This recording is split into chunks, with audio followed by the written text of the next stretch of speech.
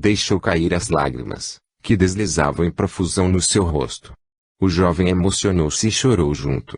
Nessa permuta de sentimentos fraternos, percebeu Francisco a presença de uma terceira pessoa, que parecia chorar também.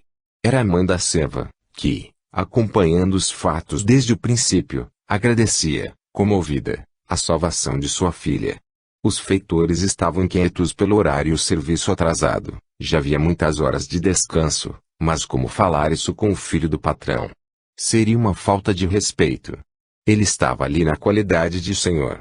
Às vezes que tinha vindo na lavoura com seu pai, desde pequeno, tivera plena autoridade para mandar e desmandar. E Pedro Bernardone sorria, ao ver o filho ativo e inteligente, correndo como um gamo por entre as árvores.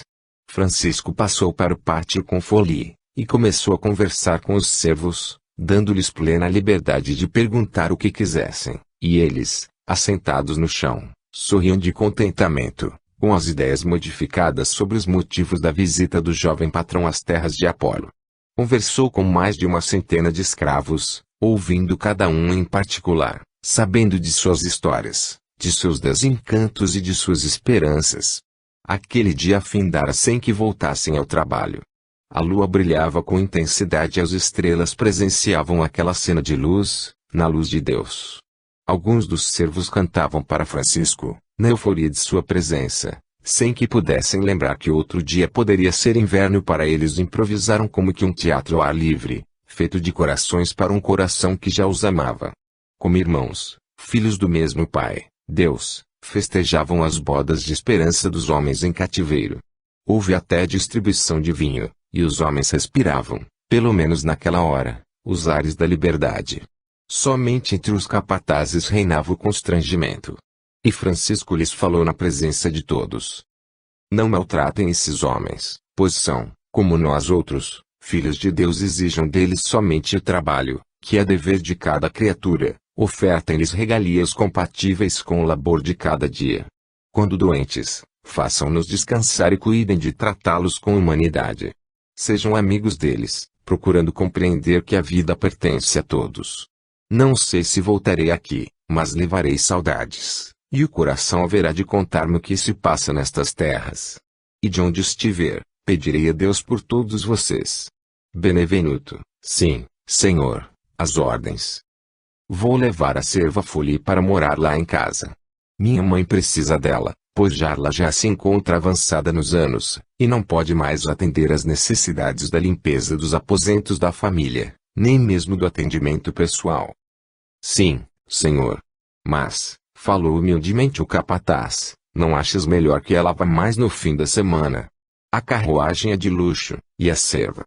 Além disso, suas roupas precisam ser lavadas, para chegar na casa do patrão como gente. Eu mesmo poderei levá-la.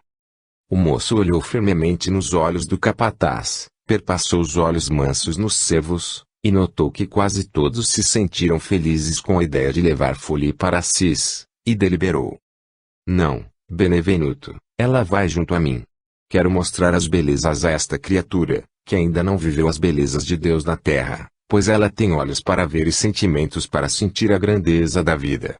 Sentir a lua, as estrelas e o perfume das campinas, das árvores que exalam a noite, ofertando aos viajantes o que tem mais sublime. Benevenuto abaixou a cabeça, trancou a cara, e, de mau humor, deslizou novamente para o paiol, sem dar uma palavra. E como seus pensamentos eram de difícil formação, do lugar que ele estava até a casa de milho, só deu tempo para formar uma ideia. O patrãozinho destruiu minha alegria desta noite. Francisco, que tinha ouvido muitas histórias horripilantes dos servos, despediu-se, abraçando-os amavelmente. Muitos choravam com a partida de Folie, mesmo alguns que a perseguiam. Abel, que já estava com os cavalos descansados tratados, aguardava o senhor. Francisco saltou ao fiacre, cujos metais brilhavam, e convidou Folie a tomar assento ao seu lado.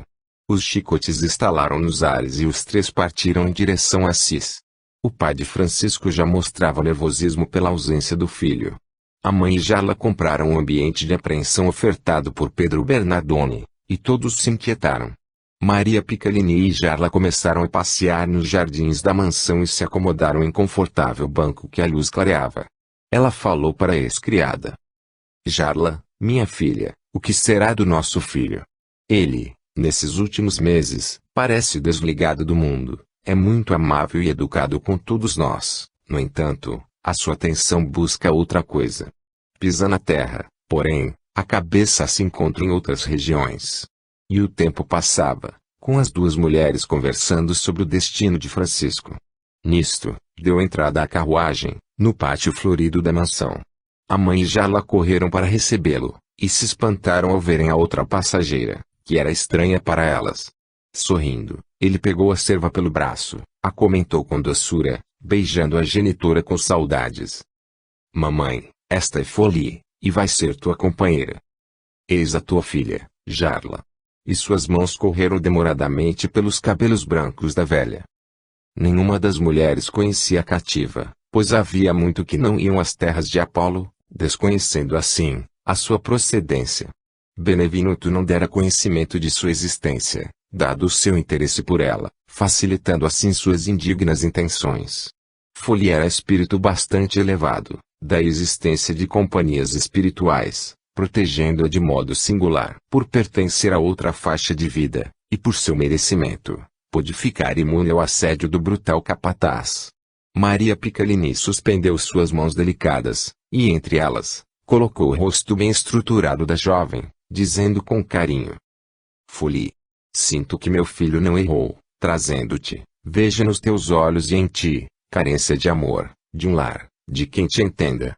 O coração de mãe não se engana quanto a isso, portanto, não serás aqui nesta casa uma serva, palavra que já estou abolindo do meu dicionário mental, mas uma filha do coração. Deu um intervalo, costumeiro nas pessoas inteligentes, para que suas palavras pudessem ressoar na profundidade da consciência de quem as ouvia, e respondeu ao pensamento da serva, que pensava na cor de sua pele, entrave sem recurso na dos nobres, recitando parte de uma canção grega, de filósofo desconhecido. Minha filha, importa a idade, importa a cor, importa a ciência, importa a dor, importa a sabedoria, importa a posição, importa a família, importa a beleza, importa provações de toda a natureza. Não. Importa sim, que te amo pelo coração. Quem primeiro sentiu a esperança foi Jarla. Aquelas palavras da sua senhora, como que nivelaram a velha grega família dos Bernardoni. Era de fato amor raiando no íntimo daquela mulher de Assis. Francisco, sorrindo com a inspiração da mãe, disse com jovialidade: As palmas que bato para ti, minha querida, são com os lábios em tuas faces. E forrou todo o seu rosto de beijos, sem palavras, ao que Jarla fez o mesmo, e Folie teve vontade, porém, ainda temia pela distância que as separava, mesmo com a liberdade que lhe era dada. Percebendo o impulso dos sentimentos da moça, Pica sentou com beleza da alma. Folie, atende o teu coração, faze o que ele está te pedindo. Não importa o que pensas acerca da nobreza e do ouro, és minha filha também. A moça, lembrando-se de sua mãe, tornou-se criança, e, em prantos saltou com carinho no pescoço de Pica. Somente chorava, sem que as palavras dessem sinal de seus sentimentos. Abraçou e beijou também Jarla demoradamente, a quem Francisco lhe dissera antes que ia ser sua mãe. E o filho de Pedro Bernardoni, contemplando o espetáculo dos sentimentos nascidos do verdadeiro amor, monólogo no silêncio da alma. Elas já estão se gostando à primeira vista e depois que conversarem, a alegria vai ser maior. Vou deixar que o próprio tempo mostre para mamãe Jarla as qualidades de Folie. Dona Maria olhou para Jarla, para que ela pudesse olhar também para as vestes da menina, e depressa desapareceram as três na mansão, à procura de roupas condignas para uma filha dos Bernardoni. 14. Pai e filho. Nas terras de Apolo a vida continuou no ramirão de sempre, os feitores mantinham no arroxo os servos, sendo que o trabalho dobrara. Os seus lombos denunciavam o quanto estava sendo esticado o serviço. O horário de trabalho determinado, de sol a sol, começava quando despontava o astro rei no horizonte da Terra e terminava quando surgia a estrela mais próxima do planeta. O casarão continuava movimentado, servas de todas as idades moviam-se sob a regência de uma negra impetuosa e malvada, que não deixava nenhuma das mulheres se dar ao descanso, nas horas de labor. Algumas das cativas colhiam do moinho de água, o fubá, base da alimentação de toda a criadagem.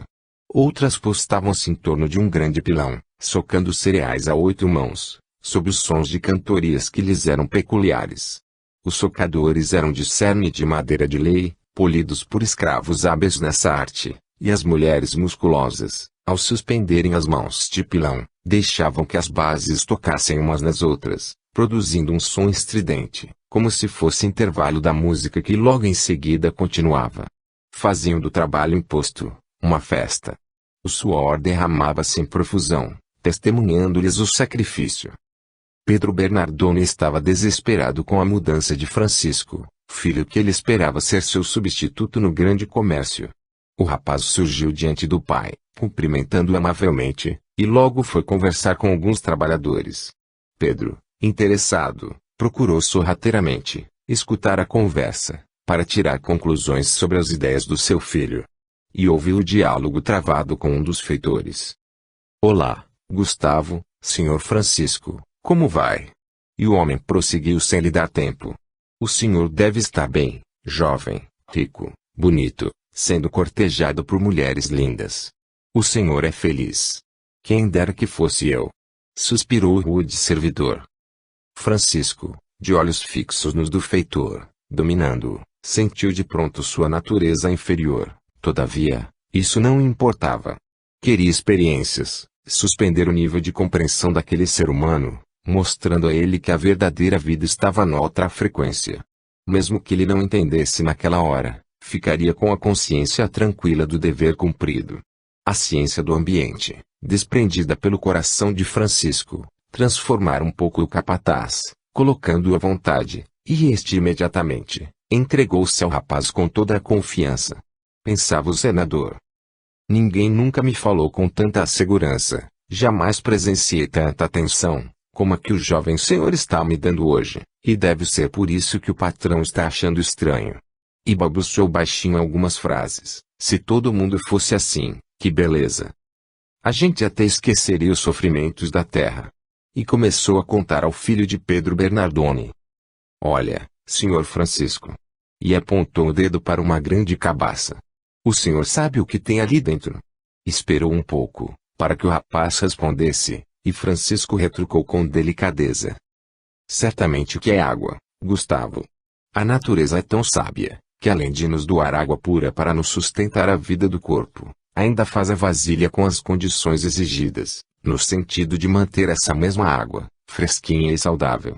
E nestas pequenas coisas, meu amigo, que encontramos Deus. E sorriu com prazer.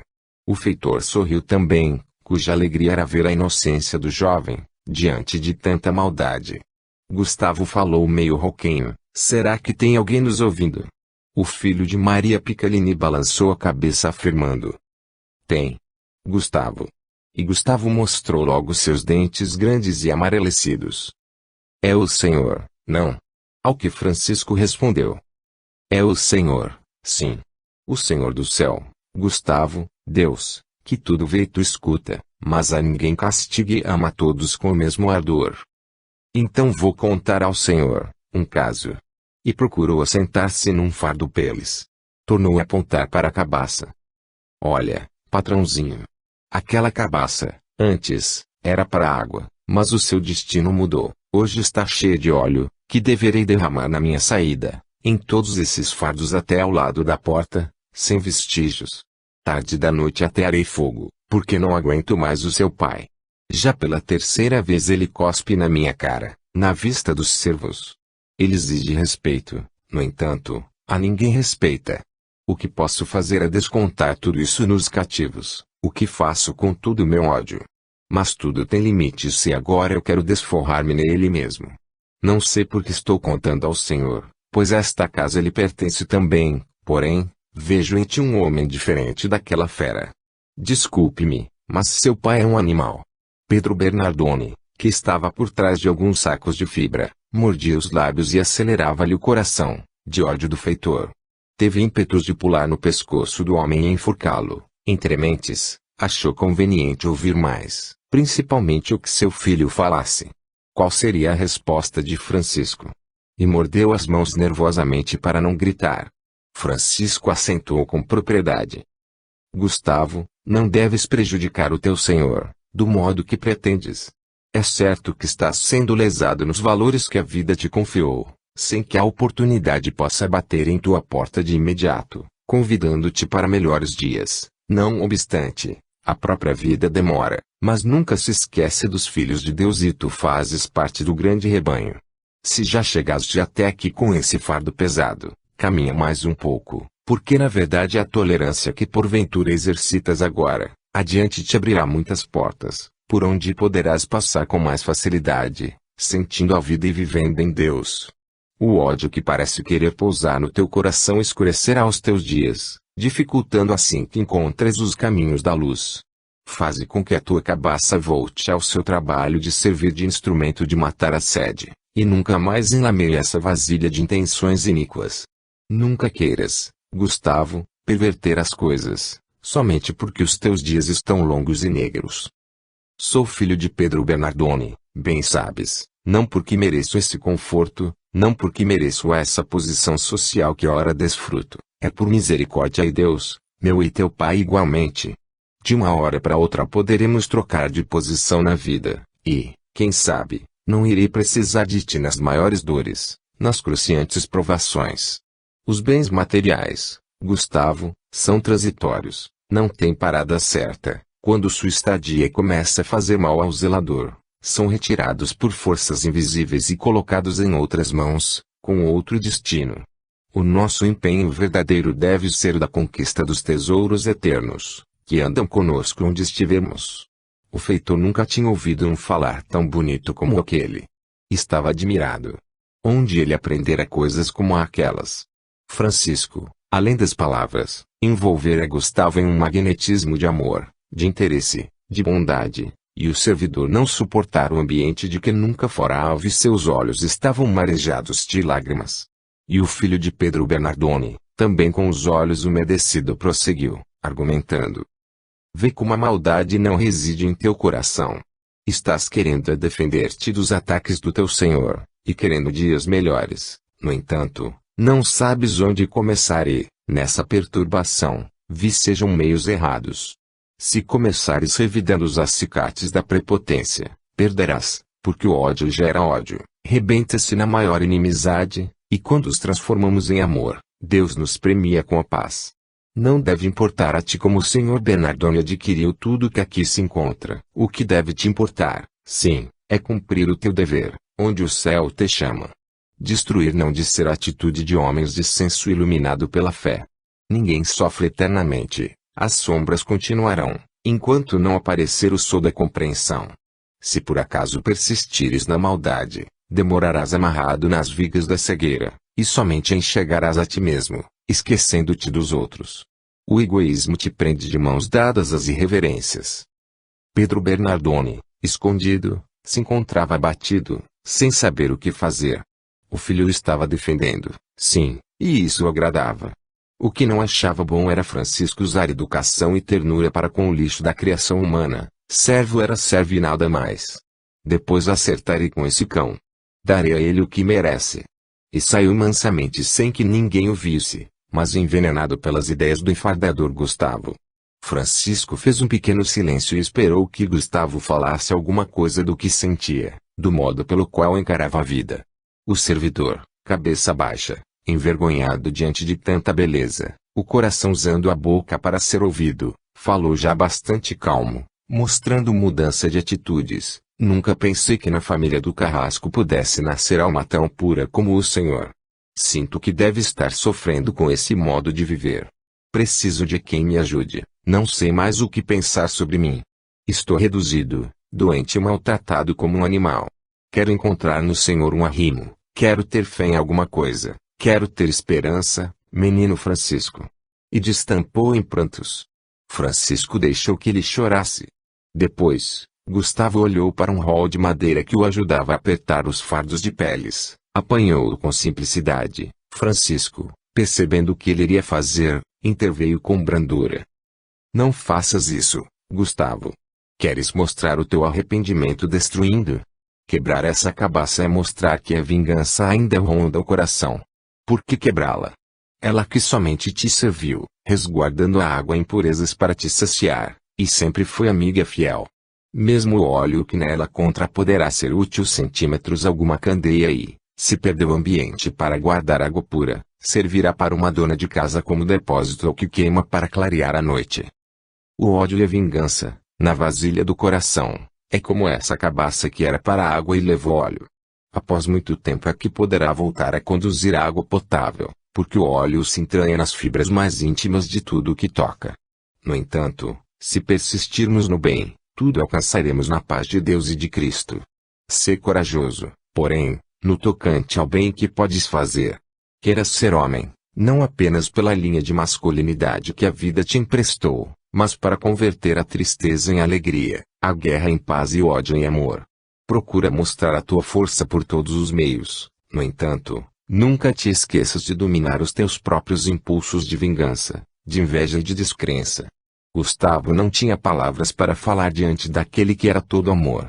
Pensava em sua mulher e em seus filhos, o que lhe fez lembrar que mesmo junto daqueles de que tanto gostava, nunca se sentir amado como naquela hora, por aquele rapaz que era filho de um tigre feroz. O feitor deslizou-se do grande fardo de peles, e, ajoelhado, chorou como criança, em cujos sentimentos tocou a repreensão. Não disse mais nada, pegou as mãos de Francisco e amparou o rosto molhado com elas.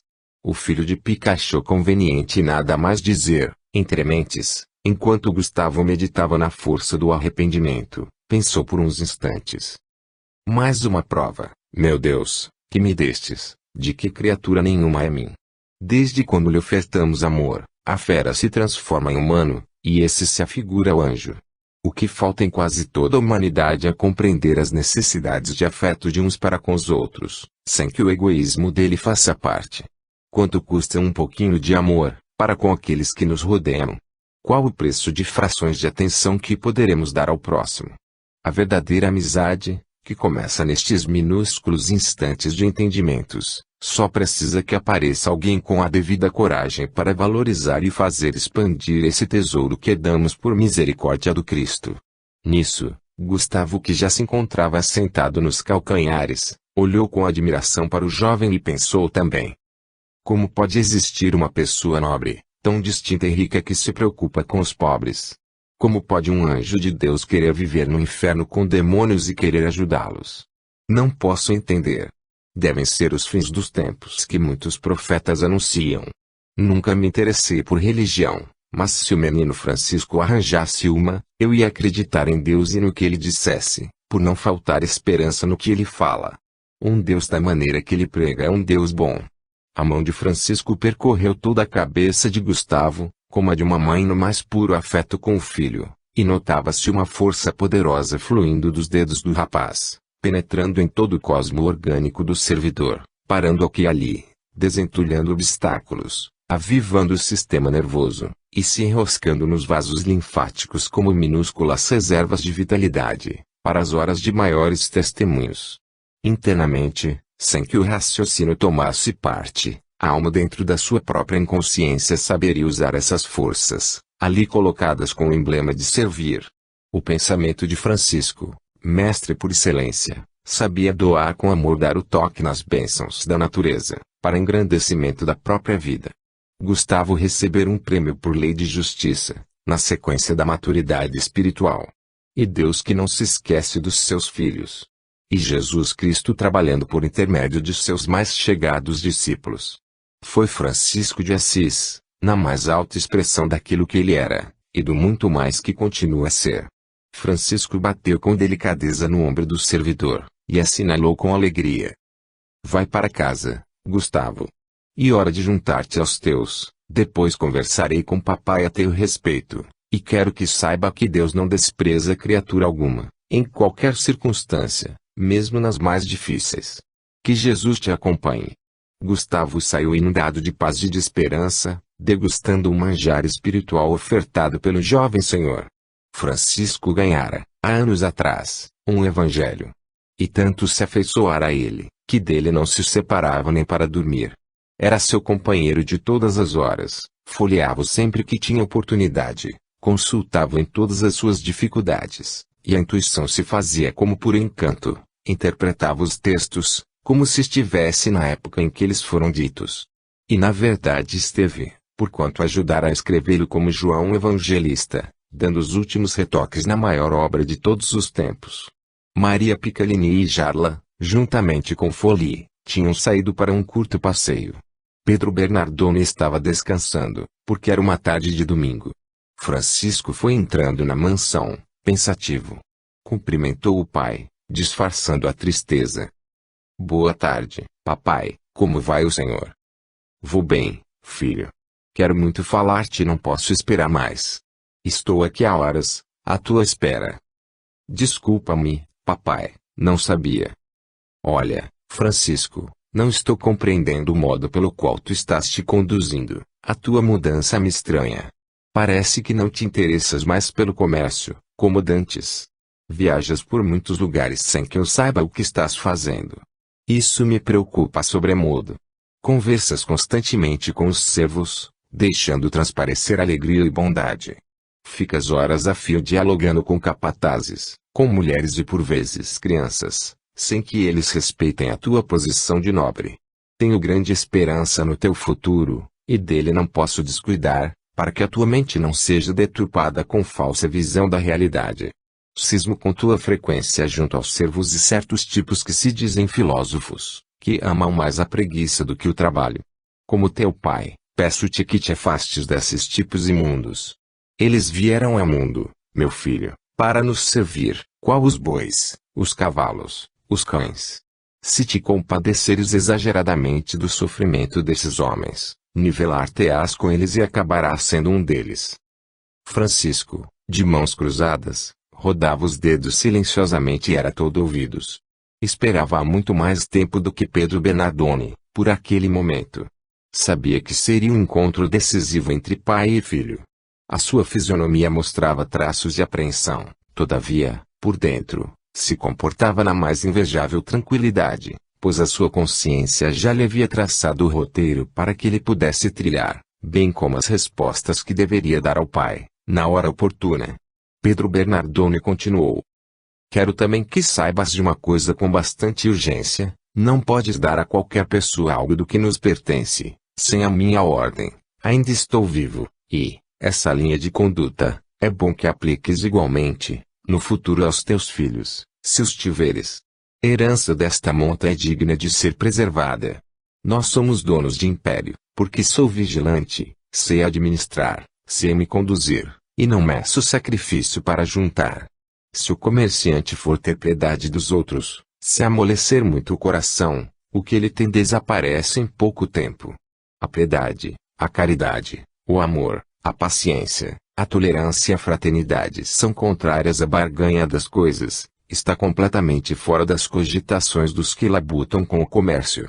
A nossa cartilha tem de ser outra. Veja que o Cristo não vendeu nem comprou, porque estaria contra os seus próprios ensinamentos, e tu não vais querer ser um Cristo, não é?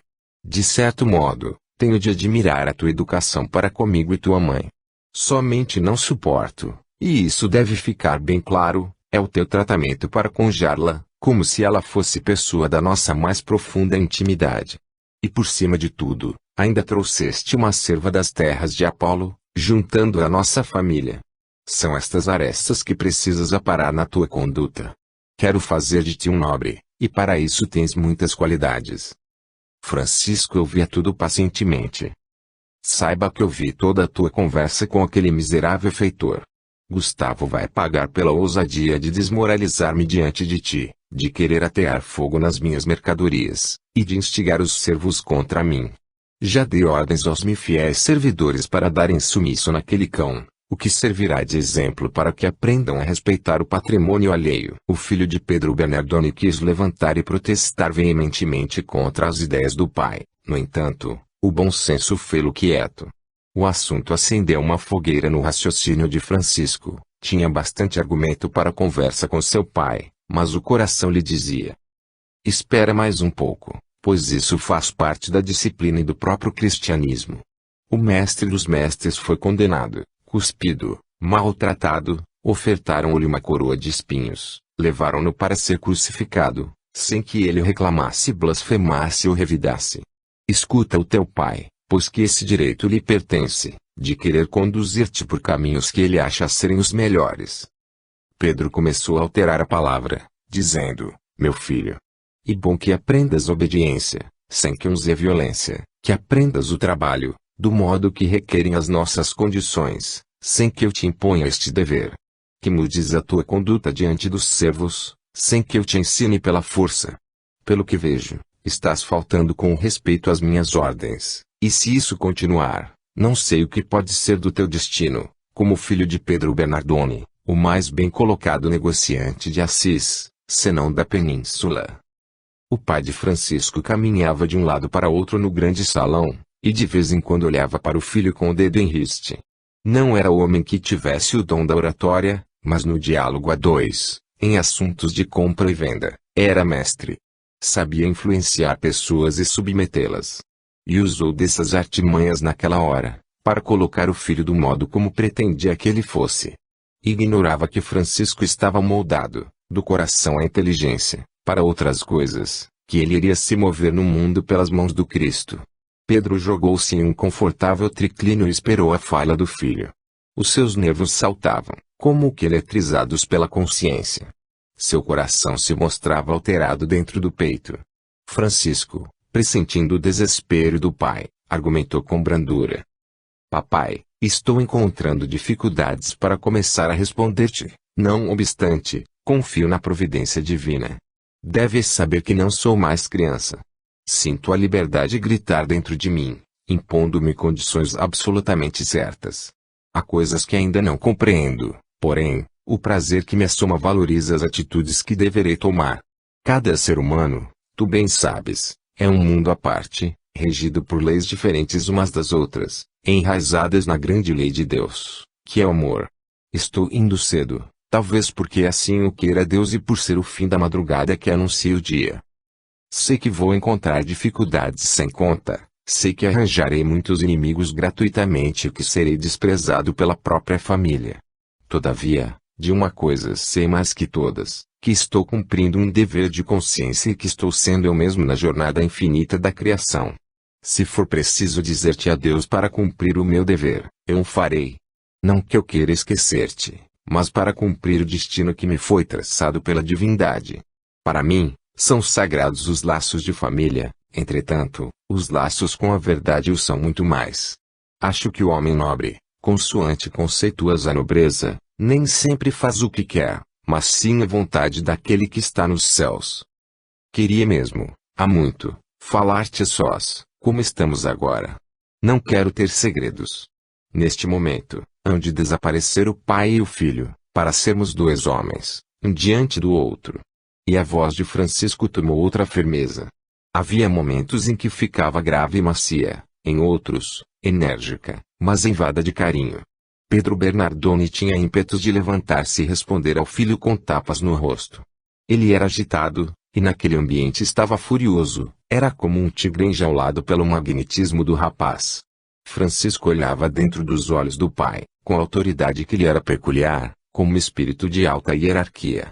Mantinha Pedro na banqueta, sem que ele soubesse, recursos da alma superior, a desenrolar processos de educação, para espíritos que ainda carecem desses métodos. O rico comerciante sentia-se obrigado a ouvir seu filho, o quanto este quisesse. E o jovem continuou: papai, não quero impor-te condições de vida, nem dar-te conselhos acerca da tua conduta, mas não posso aceitar também a tua interferência no modo pelo qual devo viver e me conduzir. De agora em diante sou livre. Folgo em poder sê-lo, adoro a liberdade. Se queres continuar o teu comércio, do modo que a razão te estimula, faze-o. Se não queres ouvir a voz dos sentimentos altruísticos, faze o que te convier. Se queres viver na opulência, enquanto os teus empregados e servos agonizam, não vou opor-me a estes extremos que a usura e a vaidade sustentam. Perdoa-me, mas não me posso calar. Falo para esclarecer-te sobre determinadas leis de Deus. Os teus ouvidos estão tampados e teus olhos vendados, somente vendo e enxergando as tuas necessidades. Deus é Pai de todos, e assim como tu és filho dele, os outros também o são. Não duvido que os servos tenham vindo ao mundo com o compromisso de servir aos senhores, de comerem o pão com o suor do rosto e de passarem por duras provações, sem teto, sem abundância de comida, quase nus e vendidos como animais. Contudo, os seus donos podem ter um pouco de humanidade com eles, dando-lhes esperanças, algumas folgas no trabalho e melhorando o tratamento a dispensados. Coloquemo-nos em seus lugares e veremos o bem que nos fará um pouquinho de atenção e de esperança. Neste mesmo momento, estás tendo a prova. Presinto que pelo teu querer avançarias contra mim, surrando-me sem piedade por entenderes que necessito de educação. No teu analisar, sou filho ingrato, desrespeito o pai, que tudo faz por mim, inclusive amontoando bens sem conta, pretendendo colocar-me como cavaleiro dos mais nobres, aumentando com mais um a burguesia da região. Deves lembrar-te, em primeiro lugar, de colocar-te no lugar de Gustavo, a quem deste ordens de eliminar, sem pensar nas consequências, porque ele não suporta mais as tuas maldades. Pretendes com isso tirar o pai de uma família, porque não tens sentimentos. Os meninos passarão fome, a mãe desorientada talvez enlouqueça e os filhos seguirão rumos diferentes, entregues a todo tipo de infortúnio. Por quê? Pela tua prepotência, o teu orgulho ferido em tua vingança. Se continuares assim, talvez eu não queira mais ser teu filho, porque essa é uma vergonha que devo esquecer. Sou sim, filho de Deus, e quero herdar, mas de Jesus Cristo. Fui às terras de Apolo, porém, desta vez com outros olhos. Senti o que aquele povo sente na própria carne. Não pretendo tirar a cruz das costas de ninguém, meu pai. Todavia, ajudá-los a carregá-la. Isso eu quero fazer. E com muito prazer. Isso eu vou fazer, centímetros nome de Deus. Francisco respirou profundamente, deu uma volta em torno do pai, e argumentou sem cansaço. Conversei longamente com o velho Abílio, tratador de cavalos, para o qual tu expressaste a maior dureza de coração. Essa manhã ele amanheceu morto na estrebaria, enrijecido talvez de fome e frio, enterrado com menor respeito que os próprios cavalos quando morrem. Tua tentativa de conduzir-me neste mesmo padrão resultará infrutífera, por minha consciência recusar-se a aceitar, meu pai. Queira Deus que estas minhas palavras despertem em teu coração alguma coisa de útil. Não quero que libertes os cativos, mas sim, que os trates com mais humanidade.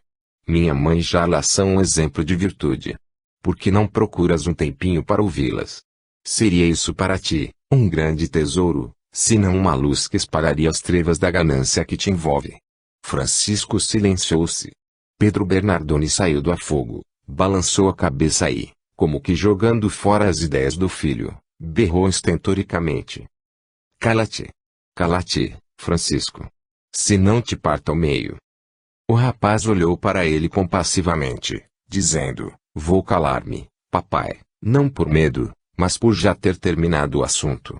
O pai avançou em sua direção e esbofeteou o seu rosto várias vezes, mas o filho somente derramou lágrimas de compaixão.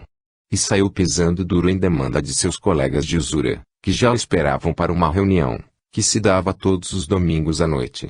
Francisco se deitara pensando no seu destino. Desde menino, tinha admiração pelas histórias que ouvira sobre o grande Caio César e sobre Carlos Magno. Deixava desfilar em sua mente essas personagens guerreiras, mas ao mesmo tempo, humanas. Pensava, já que não podia ser útil no próprio lar e ajudar seu pai, poderia ajudar sua terra natal, que entrara em guerra com a Pirúzia. Um homem pode ser útil também na guerra, defendendo a região a qual pertence. Quem sabe deveria ser, mais tarde, um grande general. Mas, pegar na espada para matar? Isso era contrário ao seu modo de sentir as coisas. Contudo, não tinha outra saída. Não poderia ficar parado, maltratado por seu pai, que não compreendera seus ideais. Poderia, com a sua ida à frente de batalha, ganhar nome, e, pela fama, defender os sofredores, aliviar os cativos, e até matar a fome dos necessitados. Estava resolvido, iria alistar-se na cavalaria. Iria como nobre, para defender a nobreza de caráter do povo de Assis. Sua mãe e Jarla compreenderiam sua atitude. Roma tomara-se um grande império feudal e o seu crescimento fê-la enfraquecer. Eram cidades e mais cidades querendo libertar-se das condições impostas pelo Estado reinante e Assis era uma delas. Daí a semanas, Francisco era um soldado, empunhando armas nos campos de batalha. Sua mãe e Jarla quase enlouqueceram com a ideia de Francisco ser miliciano, de pegar em armas, de matar. Não podiam compreender. Folie chorava, com medo de que morresse. A mansão perdera a paz. Pedro Bernardoni, quando soube do ocorrido, quase procurou o filho para abraçá-lo, perdoando-lhe o que lhe falara, esquecendo a ofensa que sentira, pelo que considerava desrespeito. Porém, o orgulho não aceitou esse impulso de compreensão, e monologou com entusiasmo. A lição que lhe dei valeu e sua reação foi boa. Agora quero ver se ele vai ser bonzinho, lutando com feras. Queira Deus que algum dos perusianos o pegue em boa hora e lhe dê uma boa sova, para que vire homem, e defenda com isso seus direitos. E deu boa gargalhada dizendo, tomara, que isso aconteça. Depois dessa guerra vou ter um companheiro ao meu lado. Francisco, daí a tempos, recebeu um adestrado cavalo, e dele fez seu grande amigo. Nos arredores de Assis, as tropas se exercitavam todos os dias, divididas em duas alas em acirrados combates. E nessa guerra de ensaios, o moço de Assis delirava. Eram 4 horas de intensa fúria, sem que ninguém morresse, sem que ninguém inimizasse, a não ser alguns ferimentos de menos importância, que no outro dia estavam preparados para novos embates. Nessas manobras de cavalaria, das quais era um dos nobres cavaleiros, Francisco fizera grandes amizades. Uma das mais sólidas foi com o nobre Shaolin, moço esbelto e esperto de boa cultura e fantástica memória, que nunca precisava ler algo 2 vezes, tudo gravava com espetacular nitidez. No primeiro perpassar dos olhos para Francisco, constitui grande prazer conhecê-lo. Ele, por sua vez, sentia-se contente ao lado de Francisco, cuja candura do timbre da voz e serenidade no olhar, infundiam esperança e alegria que a filosofia corrente não explicava. Nunca vira pessoal igual. Eram 2 almas que se uniram como num passe de mágica. Concluem o tempo, raramente se separavam, e nas horas de descanso dos treinamentos Francisco e Shaolin eram vistos mantendo conversações de toda a ordem. Certa feita, os 2 rapazes, depois de esticados combates nos campos de treinamento, isolaram-se como de costume. O filho de Pedro Bernardoni irradiava alegria, pelas vantagens que estava levando nos campos de adestramento. Francisco falava. Olha, Shaolin, nós 2 somos sementes de futuros generais, vamos ser 2 grandes homens, e ainda mais, invencíveis. No decorrer da conversa Francisco fixou os olhos no amigo, e falou profeticamente. Camarada, de vez em quando sinto que já te conhecia antes. No primeiro dia em que te vi, fui tomado de um contentamento indescritível.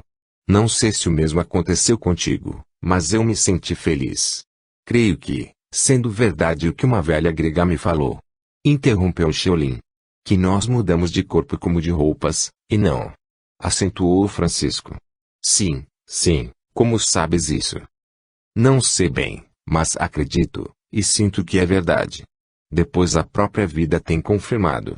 Assim como tu encontraste essa grega, eu encontrei um indiano. E desde os primeiros contatos comigo, quando criança, afeiçoei-me ao seu modo de ser, e ele me contava histórias do Oriente, do Egito, da Caldeia e da China.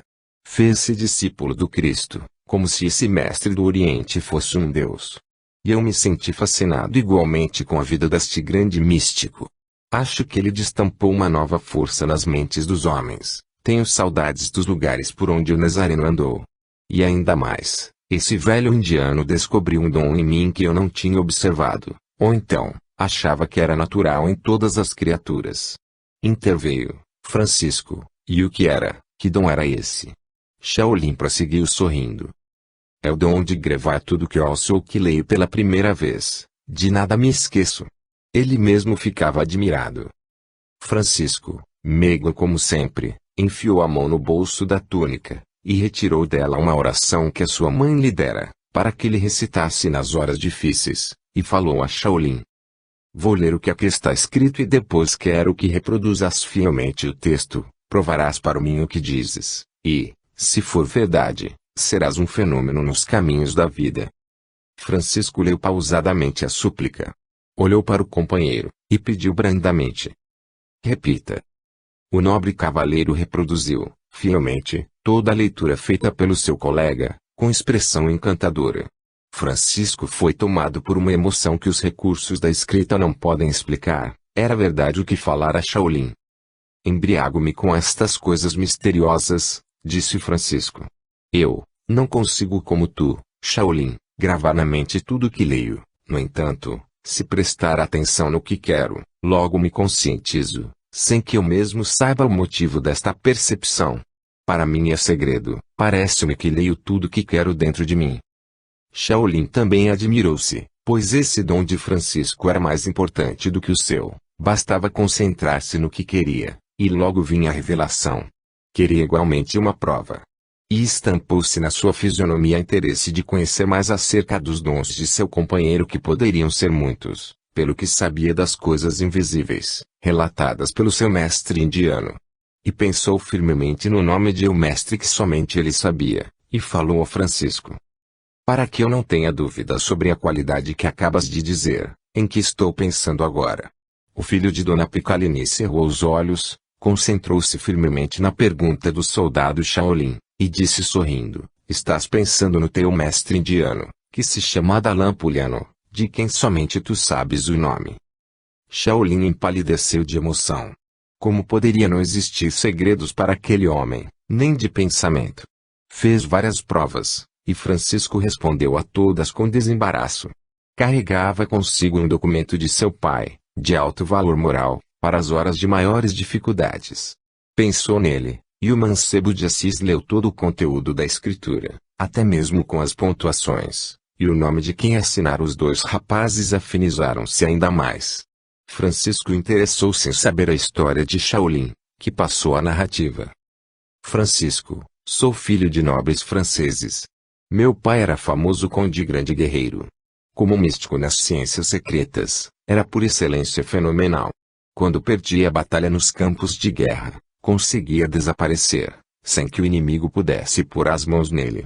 E por vezes invadia a área do inimigo, em plena luta, e fazia coisas desastrosas, aparecia e desaparecia na hora em que pretendesse. Diziam que, certa noite, transformou-se em um pássaro gigante, voando baixinho sobre a guarnição inimiga, soltando toda a espécie de bichos peçonhentos pelas asas, e atirando fogo pelo bico a grandes distâncias, provocando a debandada dos soldados. As pessoas tinham medo de olhar para os seus olhos. Também desapareceu sem dar notícias. E aí podes imaginar que a perseguição foi enorme para com a família. Éramos 5 pessoas e não sei o paradeiro dos outros.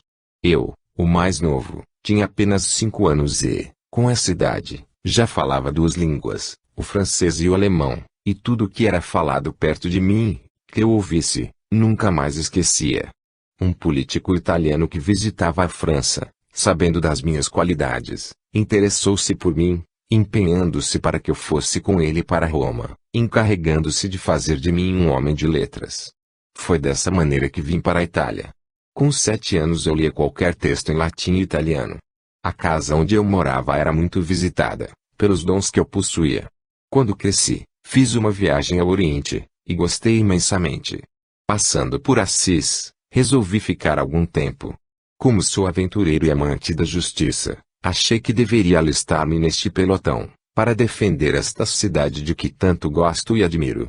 Talvez, o motivo verdadeiro seja outro. E aqui estou. Quando te vi compreendi que já éramos antigos companheiros, mistério que muito me agrada. Francisco ouvia tudo admirado. Quando deram por si, já era tarde. Os cavalos sabiam o caminho do quartel e voltaram sozinhos, e os dois, como não tinham outro jeito, regressaram a pé, conversando sobre assuntos altamente elevados, esquecendo que o interesse deles, como soldados, era a guerra e a defesa de Assis. Shaolin, sem que soubesse claramente, era um dos 200 discípulos que desceram à terra com Francisco, com a sagrada missão de ajudar a sustentar os preceitos do Cristo, às suas alturas primitivas. Esperavam o toque dos clarins celestiais para desensarilhar as armas, que não eram espadas para matar irmãos, mas a palavra para dar vida às criaturas, levantar os caídos e dar pão aos famintos, curar os enfermos e dar paz aos atribulados.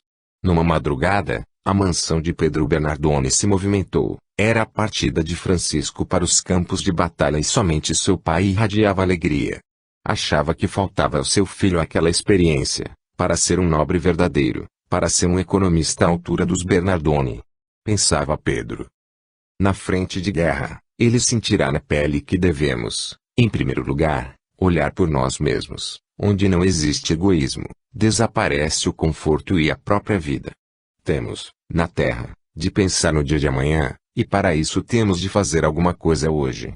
Essa filosofia barata, que encontramos em abundância entre gregos e romanos, desaparece na vida prática, principalmente nas lutas de corpo a corpo, em defesa dos patrimônios coletivo e pessoal. Vamos esperar. Francisco e Shaolin estavam enganados quanto à guerra.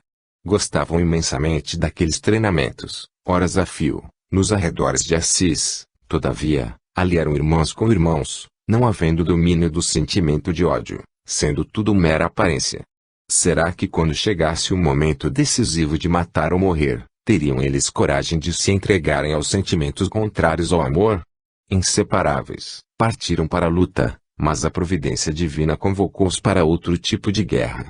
Em acirrada batalha, Francisco foi encurralado pelos inimigos, Shaolin avançou em sua defesa, e caiu igualmente no cerco, sendo ambos aprisionados. Foram atados a uma árvore, até que cessasse o combate, após o que foram levados como presos valiosos. Suas vestes denunciaram que eram nobres. Na prisão coletiva, Francisco e Shaolin compreenderam que libertar Assis do jugo romano não era a tarefa mais importante. Talvez fosse pior tirá-la do poder de Roma e entregá-la aos feudos, pois a política feudal, na mão de muitos senhores, dividia-se e a pressão sobre os escravos seria mais cerrada e eles iriam sofrer mais o arroxo das leis dos poderosos contra os mais fracos. Os barões, os condes, a burguesia, enfim, os latifundiários, se expandiriam por todo o território italiano e quebrariam a harmonia nacional. O clero romano manipulava a posse dos títulos de nobreza e os vendia, à sua conveniência, no mercado nacional, a peso de muito ouro. O império temia a influência dos sacerdotes e os deixava livres em determinadas áreas de comando. Francisco e Shaolin, conversando demoradamente na prisão, encontraram a ponta da meada dos seus deveres. Matar não seria a solução. Tomar uma cidade, duas ou mais, não iria resolver os problemas. Destruir seria muito pior. Vamos, Shaolin, disse o filho de Bernardone, analisar mais profundamente o Cristo, e segui-lo, que jamais erraremos. Assentados em tosco banco, que lhes servia também de catre, proseavam horas sem conta, lembrando-se de tópicos evangélicos concernentes ao assunto. Francisco servia-se da memória prodigiosa do companheiro, que tinha lido o livro sagrado 2 vezes apenas, e que, se fosse preciso, o recitaria todo. O filho de Pica, mesmo na prisão, sentia-se livre, pelo muito que estava recebendo da graça divina. No entanto, o maltrato a que não estava acostumado fê-lo definhar, perdera quase por completo o sono e o único ruído que emitia era a tosse, que incomodava os outros prisioneiros. Shaolin emagrecera também, mas como era dado a exercícios de respiração, sustentava-se pelo ar que conseguia respirar, e, quanto ao oxigênio viciado da prisão, isto não era problema, pois ele o atraía, como a outros elementos da natureza que, quando convocados, se associam por atração da mente adistrada. E ainda o repartia com o amigo e com os outros companheiros de prisão. Francisco foi removido do cárcere, devido ao seu estado, e em seguida foi solto, favorecido por leis que garantem o ser humano, nas horas em que o desequilíbrio assoma ao mundo biológico. A humanidade de muito deve aos romanos, com um tributo louvável no que concerne à criação de leis sociais, das quais muitas haverão de vigorar por muitos milênios, como ocorre com os 10 mandamentos. Francisco regressou à casa desfeito e combalido. Os bacilos de Koch, que não eram conhecidos naquela época, invadiram-lhe os tecidos pulmonares, numa guerra eterna, na qual iriam se destruir mutuamente.